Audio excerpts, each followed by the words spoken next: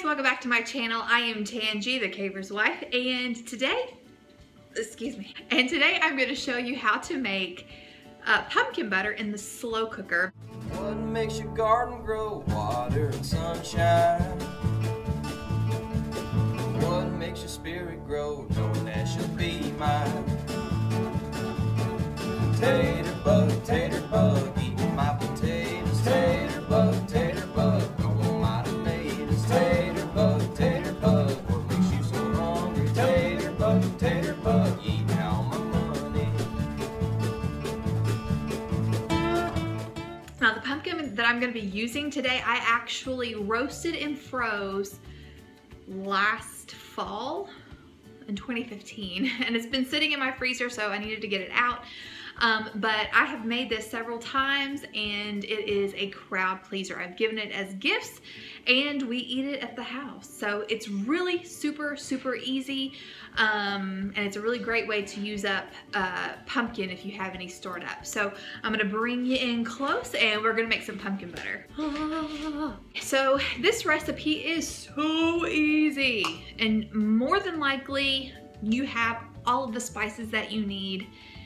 It's this. You need 7 cups of pumpkin puree. You need 2 cups of brown sugar. It can be light, it can be dark, it's whatever you have on hand. You also need 1 cup of white granulated sugar. You need 3 teaspoons of cinnamon, 3/4 teaspoon of nutmeg, and 1.5 teaspoons of ginger. And you're gonna put this in your slow cooker. You're gonna crank that baby up to high, and you're gonna cook this for about 8 hours or until it reaches the thickness that you like. Seems like it's about 8 to 10 hours on high, stirring every now and then until I get that smooth, buttery consistency that fruit butters are usually known for.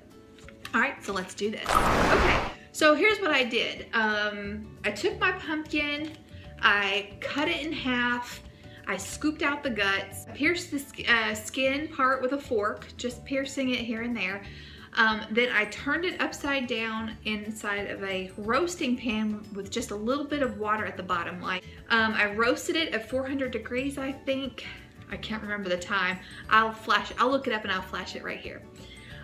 When it was done, I took it out, I removed the skin and I let it cool. Then I pureed it in my food processor. Anyway, and then after I pureed it, I divvied it out into Ziploc baggies. Each baggie has 1 cup, so 7 of these bags will give me 7 cups.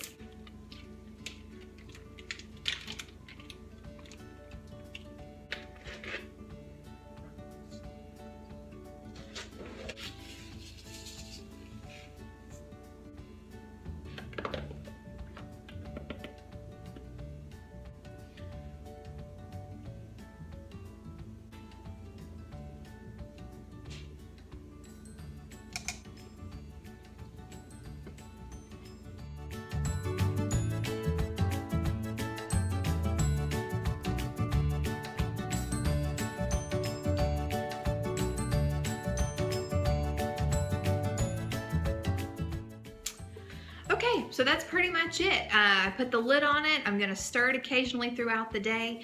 Okay, it takes about 8 to 10 hours on high for it to get to that consistency like apple butter. So we'll keep checking in on it. Okay guys, it's been several hours. We're not quite to the 8 to 10 hour mark yet, but I wanted to show you what the pumpkin butter is starting to look like. Okay, I just took the lid off. You can see that it's starting to thicken up. It smells incredible, but we are not to the thick consistency that we're looking for, so we're gonna keep letting this cook down. Okay, you guys, I think this is just about done. You can see I kind of set the lid a little off just to kind of help some of the liquid to evaporate faster. So let me look at the fire. And it smells so good.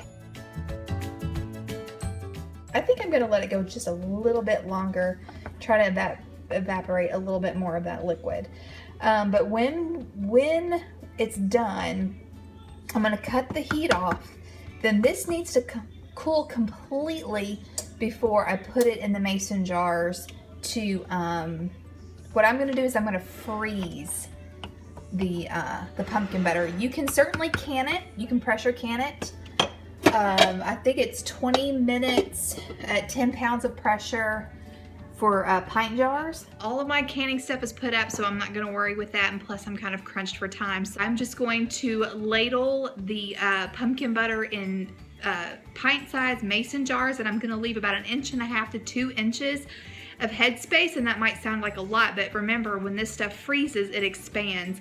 I have lost jars before getting them too full, so I'm gonna err on the side of caution and leave a pretty good amount of headspace. So yeah, so I just put them in clean jars, clean lids, clean bands, and then I put them in the freezer, and then we have them for, I don't know, I guess they're good at least 6 months, if not longer, but honestly, it's not gonna last that long. So anyway, I'll show you the end product when it's done. Okay, guys, I am a sweaty, icky mess, just got done working out, but I wanted to show you what the pumpkin butter looks like. Look at this. What? But yeah, this all has to happen now is to freeze, and then I will put it in pint jars. I'm not going to show you that process because why? Basically, all I'm going to do, like I said before, I'm going to ladle the pumpkin butter in pint-sized jars, leave about 1.5 inches to 2 inches of headspace to allow for expansion. Then I'm going to put a lid and a band on it. Of course, you're going to wipe the rim, and then I'm going to put it in the freezer. So let me show you the consistency that it finally got to after it's cooked down all day. All right, there it is. Look at that. So it's like apple butter, thicker than an apple sauce, but I don't know if you can still see some of the steam coming up off of it. I'm just going to leave the lid off because I want this to cool completely. But yeah, once it cools completely, I could probably even leave this out overnight with the lid on it, and then jar it up tomorrow, which is probably what I will do. But anyway, that is it. It's been my experience that not only is this pumpkin butter amazing on, of course, homemade biscuits, it's also delicious on homemade bread, and it's even better on homemade cornbread. Don't knock it till you try. Hey guys, it's the next day, and I am filling up my jars. I got 4 pints out of this. As you can see, these are gonna go, these 3 are gonna go in the freezer. You can see I've got about 2 inches of headspace there. And then this one is just gonna go in the refrigerator for us to enjoy now. But I wanna show you, look at this. Look at that. Oh, it's gonna be so, so good. So,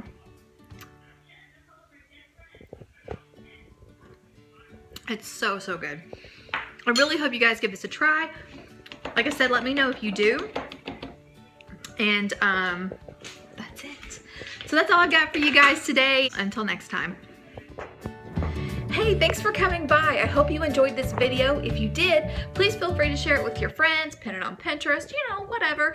But yeah, and there's also a subscribe button down there. So if you haven't clicked it already, be sure to do that. That way you don't miss any of the videos that I put out. We talk about gardening here, frugal living, homemaking, homeschooling.